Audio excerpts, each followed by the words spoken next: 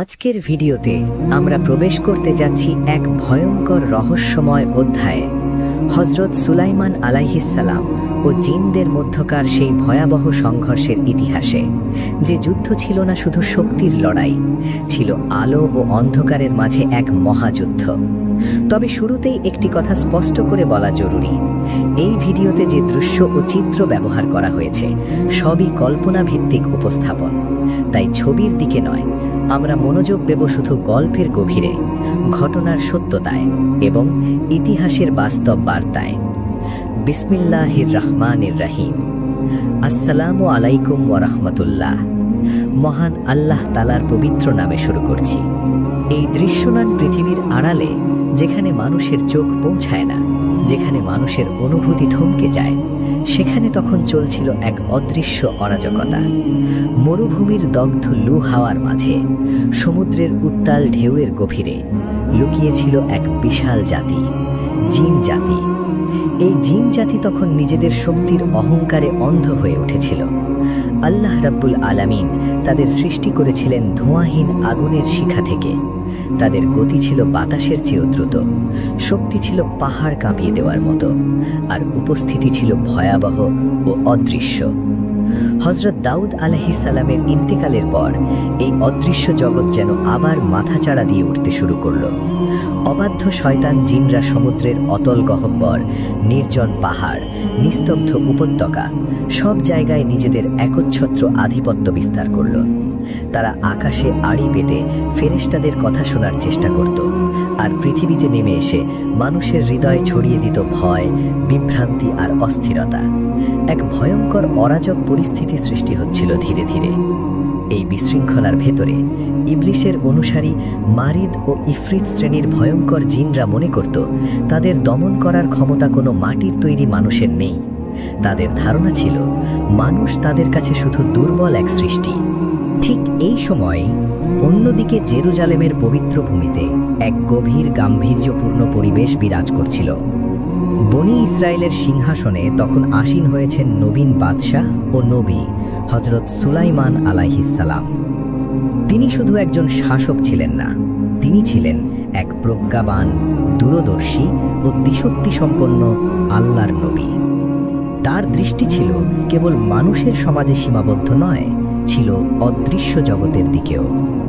তিনি উপলব্ধি করলেন, পৃথিবীতে শান্তি শুধু মানুষের উপর শাসন কায়েম করলেই আসবে না। যতদিন পর্যন্ত অদৃশ্য অশুভ শক্তির উপর, শয়তান জিনদের উপর পূর্ণ নিয়ন্ত্রণ প্রতিষ্ঠিত না হবে, ততদিন আল্লাহর দ্বীনের পূর্ণ দাপট পৃথিবীতে প্রতিষ্ঠিত হবে না। কিন্তু আগুনে তৈরি, চোখের পলকে অদৃশ্য হয়ে যাওয়া এই জাতিকে বশ করা কোনো সাধারণ মানুষের পক্ষে সম্ভব নয়। এ কাজ কোনো সাধারণ সেনাপতির নয়।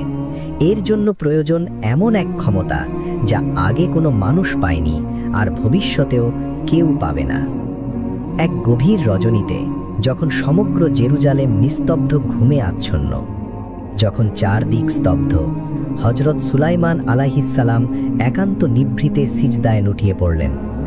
তার কপাল স্পর্শ করল পবিত্র ভূমি। হৃদয়ের গভীর আকুতি নিয়ে তিনি তার রবের দরবারে হাত তুললেন। পবিত্র কোরআনের সূরা সাদের ৩৫ নম্বর আয়াতে এই ঐতিহাসিক মুহূর্ত চিরস্থায়ী হয়ে আছে। তিনি ফরিয়াদ করলেন, হে আমার পালনকর্তা, আমাকে ক্ষমা করুন, আর আমাকে এমন এক রাজত্ব দান করুন যা আমার পরে আর কেউ পাবে না। নিশ্চয়ই আপনি মহাদাতা। এই দোয়া ছিল না সাধারণ কোনো রাজত্বের জন্য, এটি ছিল এক অলৌকিক আধিপত্যের প্রার্থনা, যেখানে বাতাস তার হুকুম মানবে, পশু পাখি তার ভাষায় কথা বলবে, আর সেই দুর্ধর্ষ অবাধ্য জিন জাতি তার সামনে নতজানু হয়ে দাঁড়াবে। এই প্রার্থনার ভেতরে লুকিয়েছিল এক মহাযুদ্ধের আহ্বান। এ যুদ্ধ তরবারির নয়, লোহার নয়, রক্তের নয়। এ যুদ্ধ ছিল রুহানি শক্তির যুদ্ধ, আলো ও অন্ধকারের যুদ্ধ, হক ও বাতিলের যুদ্ধ। আর ঠিক তখনই আল্লাহ রব্বুল আলামিন তার প্রিয় বান্দার দোয়া কবুল করলেন। আসমান থেকে যেন এক অদৃশ্য ফয়সালা জারি হয়ে গেল। হঠাৎ করে প্রকৃতির আচরণ বদলাতে শুরু করল।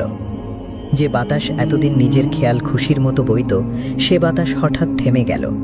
যেন কোনো অদৃশ্য আদেশের অপেক্ষায় দাঁড়িয়ে আছে। আর ঠিক সেই মুহূর্তে অদৃশ্য জগতে নেমে এলো এক চরম আতঙ্ক। যে অবাধ্য জিনেরা সমুদ্রের তলদেশে রাজত্ব করছিল, যারা গহীন অরণ্যে নিজেদের সাম্রাজ্য গড়ে তুলেছিল, তারা অনুভব করল এক অদৃশ্য শেকল যেন তাদের দিকে ধেয়ে আসছে। তাদের আগুনের তৈরি শরীরে শুরু হলো এক অজানা কম্পন। শক্তির ভেতর জন্ম নিল অচেনা দুর্বলতা। এটা ছিল শুধু পরিবর্তন নয়, এটা ছিল এক মহাকাব্যিক রূপান্তরের সূচনা। হযরত সুলাইমান আলাইহিস সালাম তার রাজপ্রাসাদের বারান্দায় এসে দাঁড়ালেন। তার চোখ মুখে ছিল দৃঢ় সংকল্প আর আল্লাহর ওপর ভরসার এক অলৌকিক আভা। তিনি জানতেন তার প্রার্থনা কবুল হয়েছে, কিন্তু তিনি এটাও জানতেন এই রাজত্ব হবে ইতিহাসের সবচেয়ে কঠিন পরীক্ষা। কারণ এখন তাকে মুখোমুখি হতে হবে এমন এক বাহিনীর যাদের দেখা যায় না, কিন্তু যাদের ধ্বংস ক্ষমতা কল্পনারও বাইরে। জিনদের সর্দাররা, বিশেষ করে যারা ছিল অত্যন্ত শক্তিশালী ও অবাধ্য, তারা বুঝতে পারছিল না কেন তাদের শক্তিতে ভাটা পড়ছে, কেন তারা ইচ্ছা করলেই আর আকাশে উঠতে পারছে না, কেন তাদের হৃদয়ে এক অজানা মানুষের প্রতি ভয় জন্ম নিচ্ছে। তারা তখনও জানত না মাটির তৈরি এক নবীকে আল্লাহ এমন এক ক্ষমতা দিয়েছেন, এমন এক চাবুক দিয়েছেন যা আগুনের শরীরকেও বশ মানাতে বাধ্য করবে। শুরু হতে যাচ্ছে এক অসম কিন্তু অলৌকিক সংঘাত। একদিকে আল্লাহর নবী সুলাইমান আলাইহিস সালাম ও তার ঈমানী শক্তি, আর অন্যদিকে হাজার বছরের অহংকারী, চতুর ও শক্তিশালী জিন সম্প্রদায়। ইতিহাসের পাতায় এই ঘটনা শুধু একটি গল্প নয়, এটা সত্য ও মিথ্যার এক মহাদ্বন্দ্বের জীবন্ত সাক্ষ্য। হযরত সুলাইমান আলাইহিস সালামের রাজত্বের সূর্য তখন মধ্য গগনে ওঠার প্রস্তুতি নিচ্ছে, আর জিনদের অন্ধকার জগতের ফাটলে প্রবেশ করতে শুরু করেছে সেই সূর্যের তীব্র আলো।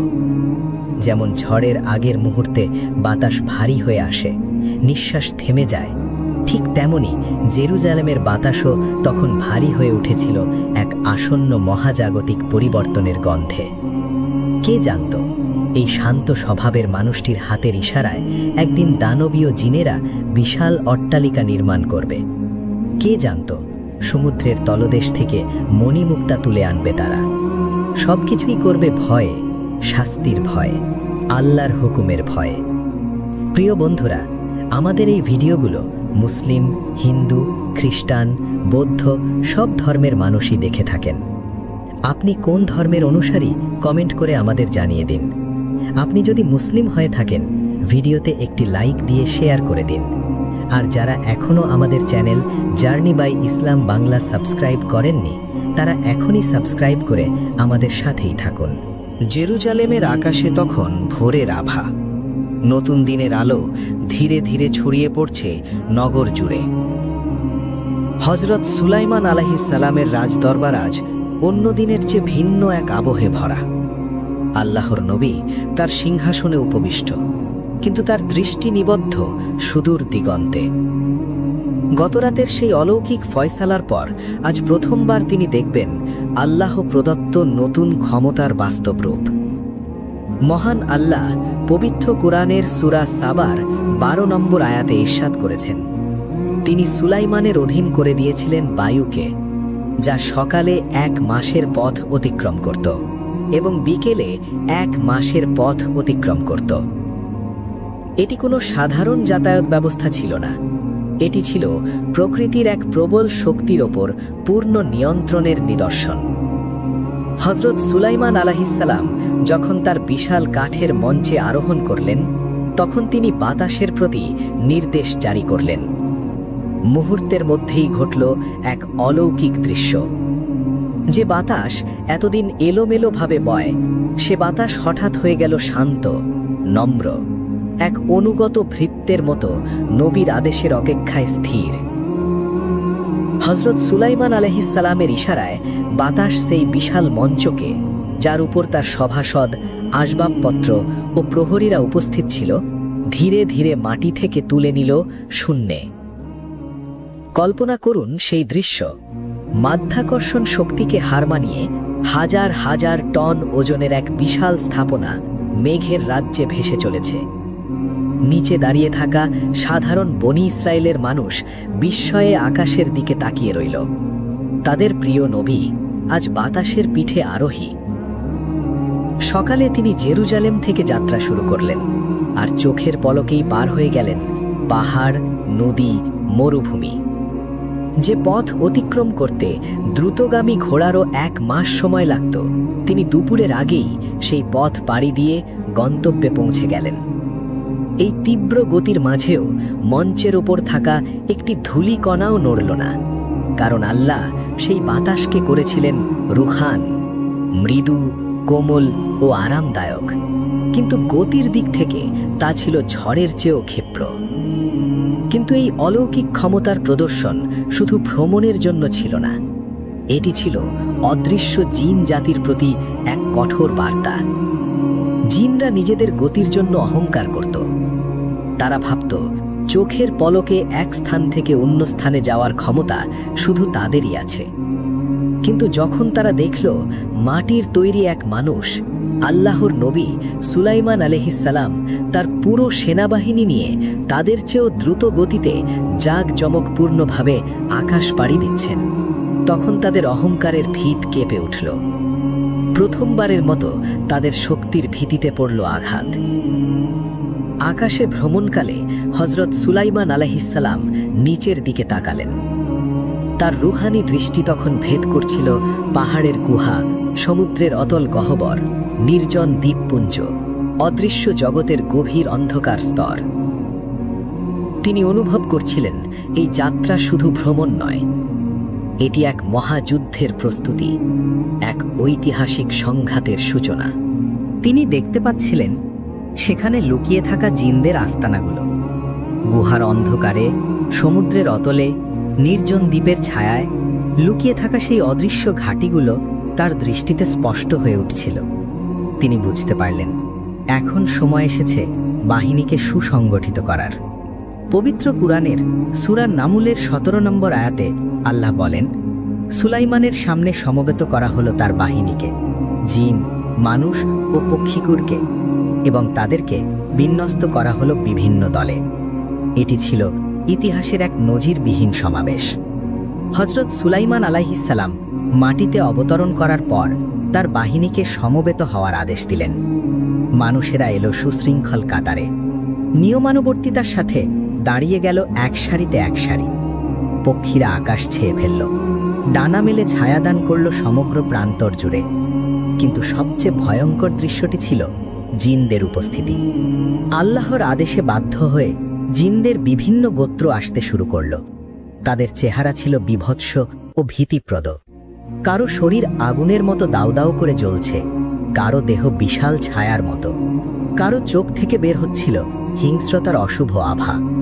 এরা ছিল সেই ইফরিত ও মারিদ শ্রেণীর জিন, যারা এতদিন মানুষের ধরাছোঁয়ার বাইরে ছিল। কিন্তু আজ এক অদৃশ্য শক্তির টানে তারা বাধ্য হয়ে উপস্থিত হল হযরত সুলাইমান আলাইহিসসালামের দরবারে। হযরত সুলাইমান আলাইহিসসালাম তার সিংহাসন থেকে তাদের দিকে তাকালেন। তার চোখে কোনো ভয় ছিল না, ছিল এক প্রখর রাজকীয় গাম্ভীর্য, এক দৃঢ় নবুয়তের দৃপ্ততা। তিনি জানতেন এই মুহূর্তে বিন্দুমাত্র দুর্বলতা প্রকাশ পেলেই এই হিংস্র জাতি বিদ্রোহ করে বসবে। তিনি তাদের দিকে তাকিয়ে আল্লাহর পবিত্র নাম উচ্চারণ করলেন। সেই নামের প্রভাবে জিনদের সর্দাররা কেঁপে উঠল। তারা বুঝতে পারল ইনি কোনো জাদুকর নন, ইনি কোনো সাধারণ শাসক নন, ইনি আল্লাহর নবী। তার হাতে রয়েছে নবুয়তের শক্তি আর আল্লাহর দেওয়া বিশেষ ক্ষমতা। শুরু হলো এক অদ্ভুত নিয়ম শৃঙ্খলা। জিনদের মধ্যে যারা ছিল বেশি শক্তিশালী ও অবাধ্য, তাদের আলাদা কাতারে রাখা হলো। যারা কিছুটা শান্ত প্রকৃতির, তাদের রাখা হলো অন্য সারিতে। পক্ষীরা উপর থেকে নজরদারি করতে লাগল, যাতে কোনো জিন পালানোর চেষ্টা না করে। মানুষের সেনাবাহিনী এই অলৌকিক দৃশ্য দেখে আল্লাহর শুকরিয়া আদায় করল। সুলাইমান আলাইহিসসালাম তার বাহিনীকে রাগসুতোয় গেঁথে ফেললেন। বাতাস তার বাহন, মানুষ তার সহচর, পক্ষীরা তার গুপ্তচর, আর জিনরা তার অনিচ্ছুক কিন্তু বাধ্য দাস। কিন্তু এই বিশাল বাহিনী গঠনের পরেও অদৃশ্য জগতে এক গুমট উত্তেজনা বিরাজ করছিল। জিনদের মধ্যে যারা ছিল শয়তান প্রকৃতির, বিশেষ করে যারা